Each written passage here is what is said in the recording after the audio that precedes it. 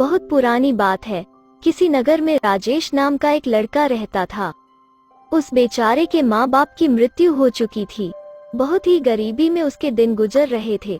जैसे तैसे काम करके वो अपने खाने के लिए आटा और चावल ले आता था। घर आकर वो अपना भोजन बनाता और खा पी कर सो जाता। उसकी जिंदगी ऐसे ही संघर्षों से गुजर रही थी। एक के बाद एक मुसीबत उसके जिंदगी में लगी हुई थी। एक दिन उसने अपने खाने के लिए 4 रोटियां बनाई। हाथ मुंह धोकर जब वो वापस आया तब उसने देखा कि 3 ही रोटियां बची है। दूसरे दिन भी यही हुआ। तीसरे दिन उसने रोटियां बनाने के बाद उस स्थान पर नजर रखी और उसने देखा कि कुछ देर बाद वहां एक मोटा सा चूहा आता है और एक रोटी उठाकर वहां से चला जाता है। उस दिन लड़के ने उस चूहे को पकड़ ही लिया। फिर चूहा बोला, भैया मेरी किस्मत का क्यों खा रहे हो? मेरी हिस्से की रोटी मुझे ले जाने दो। तुम्हें अगर यह रोटी ले जाने दी तो मेरा पेट कैसे भरेगा? मैं पहले से ही अपने जीवन से परेशान हूँ और ऊपर से पेट भरकर खाना भी न मिले तो क्या करूँगा?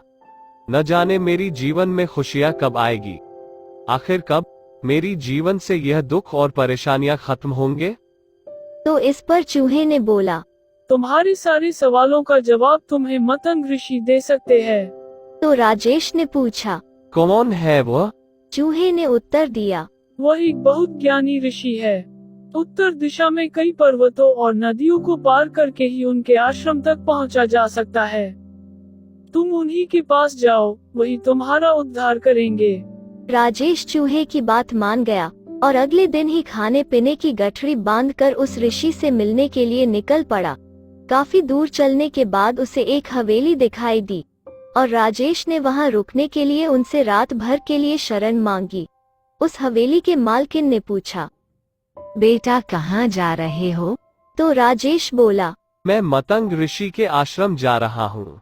तो वो मालकिन बोलने लगी, बहुत अच्छा, उनसे मेरी भी एक प्रश्न का उत्तर मांग कर लाना कि मेरी बेटी 20 साल की हो गई है। वो दिखने में बहुत सुंदर है, उसमें हर प्रकार के गुण भी विद्यमान है, लेकिन अभी तक बेचारी ने एक भी शब्द मुंह से नहीं बोला है। उनसे यह पूछना कि मेरी बेटी कब बोलना शुरू करेगी। ऐसा कहते कहते वो हवेली की मालकिन बहुत रोने लगी। तो राजेश ने उनसे कहा, आप बिल्कुल भी परेशान मत हो, मैं आपका उत्तर लेकर जरूर आऊंगा। अगले दिन राजेश आगे की यात्रा के लिए निकल पड़ा। रास्ता बहुत ज्यादा लंबा था। रास्ते में उसे बहुत बड़े बड़े बर्फीले पहाड़ मिले। उसे समझ में नहीं आ रहा था कि कैसे पार करना है। समय बीतता जा रहा था। तभी उसे रास्ते में एक तांत्रिक दिखाई दिया जो वहां पर बैठकर तपस्या कर रहा था। राजेश तांत्रिक के पास गया और उनसे बोला, मुझे मतंग ऋषि के दर्शन के लिए जाना है और यह रास्ता तो बहुत परेशानी वाला लग रहा है, मैं आगे कैसे जाऊं? उस तांत्रिक ने कहा, मैं तुम्हारा सफर आसान बना दूंगा, पर तुम्हें मेरे एक प्रश्न का उत्तर लाना होगा। तो राजेश उनसे कहने लगा, अगर आप मुझे वहां पहुंचा सकते हैं तो आप खुद वहां क्यों नहीं चले जाते? वो तांत्रिक कहने लगा, अगर मैंने इस स्थान को छोड़ा तो मेरी तपस्या भंग हो जाएगी। तो राजेश ने उनसे कहा, आप मुझे अपना प्रश्न बताएं, मैं आपका उत्तर जरूर लेकर आऊंगा। तो वो तांत्रिक कहने लगा, उन ऋषि से पूछना कि मेरी तपस्या कब सफल होगी, मुझे आत्मज्ञान कब प्राप्त होगा। इसके बाद तांत्रिक ने अपने तांत्रिक विद्या से उस लड़के को पहाड़ पार करा दिया। अब आश्रम तक पहुंचने के लिए सिर्फ एक नदी ही पार करनी थी और वो लड़का इतनी बड़ी नदी देखकर बहुत घबरा गया। तभी उसे नदी किनारे एक बहुत बड़ा कछुआ दिखाई दिया। उस लड़के ने कछुए से मदद मांगी। राजेश ने कहा, आप मुझे पीठ पर बैठाकर नदी पार करा दीजिए। कछुए ने कहा, ठीक है, मैं तुम्हारी मदद जरूर करूँगा। जब दोनों नदी पार कर रहे थे तो कछुए ने पूछा, तुम कहाँ जा रहे हो? मैं मतंग ऋषि से मिलने जा रहा हूँ। तो कछुआ कहने लगा, यह तो बहुत अच्छी बात है, क्या तुम मेरा एक प्रश्न उनसे पूछ सकते हो? तो राजेश ने कहा, हाँ, मैं उनसे आपके प्रश्न का उत्तर जरूर ले आऊंगा। तो वो कछुआ कहने लगा, मैं एक असाधारण कछुआ हूँ जो समय आने पर ड्रैगन बन सकता है। मैं 500 सालों से इसी नदी में हूँ और ड्रैगन बनने की कोशिश कर रहा हूँ। लेकिन मैं कब ड्रैगन बनूंगा? इस प्रश्न का उत्तर तुम उनसे पूछ कर आना। नदी पार करके कुछ दूर जाने पर मतंग ऋषि का आश्रम दिखाई देने लगा।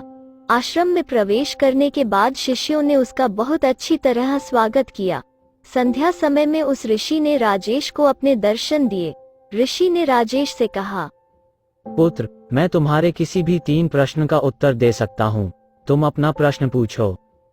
राजेश बहुत सोच में पड़ गया कि वो अपना प्रश्न पूछे या फिर मदद करने वाले मालकिन, तांत्रिक या कछुए का प्रश्न पूछे। वो अपना प्रश्न पूछना चाहता था, पर उसने सोचा कि उसे मुसीबत में मदद करने वाले लोगों का उपकार नहीं भूलना चाहिए। उसे यह नहीं भूलना चाहिए कि उसने उन लोगों से उनके प्रश्न का उत्तर लाने का वादा किया है। उसी पल उसने निश्चय किया कि वो खूब मेहनत करेगा और अपनी जिंदगी को बदल देगा। लेकिन इस समय पर उन 3 लोगों के जिंदगी पर बदलाव लाना बहुत जरूरी है। यही सोचते सोचते राजेश ने ऋषि से पूछा, हवेली की मालकिन की बेटी कब बोलना शुरू करेगी? तो ऋषि ने जवाब दिया, जैसे ही उसका विवाह होगा वो बोलना शुरू कर देगी। तांत्रिक को मोक्ष कब प्राप्त होगा? आत्मज्ञान कब प्राप्त होगा? तो ऋषि उत्तर देने लगे, जब वह तांत्रिक अपने तंत्र से प्राप्त की गई सारी शक्तियाँ, सारी सिद्धियाँ किसी और को दे देगा, तो उसी क्षण उसे आत्मज्ञान की प्राप्ति हो जाएगी। फिर उसने तीसरा प्रश्न किया, वो कछुआ ड्रैगन कब बनेगा? तो ऋषि ने उत्तर दिया, जिस दिन उसने अपना कवच उतार दिया वो उसी वक्त ड्रैगन बन जाएगा। वो लड़का ऋषि से उत्तर जानकर बहुत खुश हुआ और अगली सुबह वो उन ऋषि का धन्यवाद देकर के वहाँ से निकल गया। वापस रास्ते में कछुआ मिला। उसने उस लड़के को नदी पार करा दी और अपने प्रश्न के बारे में पूछा। तब राजेश ने कछुए से कहा, अगर तुम अपना कवच उतार दो तो तुम इसी समय ड्रैगन बन जाओगे। जब उस कछुए ने यह उत्तर सुना तो वो बहुत खुश हो गया और कछुए ने जैसे ही कवच उतारा उसमें से ढेरों मोती झड़ने लगे। कछुए ने वो सारे मोती राजेश को दे दिए और कुछ ही पलों में वो एक ड्रैगन में बदल गया। वो बहुत खुश था। उसने फौरन उस लड़के को अपने पीठ पर बैठाया और सारी बर्फीला पहाड़े पार करा दी। थोड़ा आगे जाने पर उसे तांत्रिक मिला। राजेश ने तांत्रिक को ऋषि की सारी बातें बता दी कि जब आप अपनी तांत्रिक विद्या, अपनी शक्तियाँ किसी और को दे देंगे तो आपको उसी क्षण मोक्ष की प्राप्ति हो जाएगी, आत्मज्ञान की प्राप्ति हो जाएगी। तो वो तांत्रिक बोला, अब मैं कहाँ किसे ढूंढने जाऊंगा? एक काम करो, तुम ही मेरी विद्या ले लो। और ऐसा कहते ही उस तांत्रिक ने अपनी सारी शक्तियाँ राजेश को दे दिए और अगले ही क्षण उसे मोक्ष की प्राप्ति हो गई। राजेश वहां से आगे बढ़ा और तांत्रिक से मिली शक्तियों के दम पर वो क्षण भर में ही हवेली पर पहुंच गया। हवेली की मालकिन ने उसे देखते ही पूछा, क्या बताया ऋषि मतंग ने मेरी बेटी के बारे में? तो राजेश कहने लगा, जिस दिन आपकी बेटी की शादी होगी वो अपने आप बोलने लग जाएगी। मालकिन बोली, तो देर किस बात की है? तुम इतनी बड़ी खुशखबरी लेकर आए हो, भला तुमसे अच्छा लड़का इसके लिए और कौन हो सकता है? उस हवेली की मालकिन ने उन दोनों की शादी करा दी और सचमुच वो लड़की बोलने लग गई। राजेश अपनी पत्नी को लेकर अपने गांव पहुंचा। उसने सबसे पहले उस चूहे को धन्यवाद दिया और अपनी नई हवेली में उसके रहने के लिए एक जगह भी बनवा दी। कभी अपने जिंदगी से हार चुके राजेश के पास आज सब कुछ था। धन दौलत था, परिवार था, ताकत थी। उसने सब कुछ प्राप्त कर ली थी क्योंकि उसने अपने प्रश्न का त्याग कर दिया था और दूसरों के बारे में सोचा था। यह जिंदगी भी ऐसी ही है। कई बार जब हम अपना स्वार्थ छोड़कर किसी दूसरे की मदद करते हैं, किसी और का भला करते हैं, तो वो कुदरत, वो प्रकृति हमें उस भलाई का बदला 100 गुना करके लौटाती है। हम चाहे माने या न माने, लेकिन जो भी हम कर्म करते हैं, अच्छा या बुरा, सही या गलत, उन कर्मों का फल हमें जरूर मिलता है।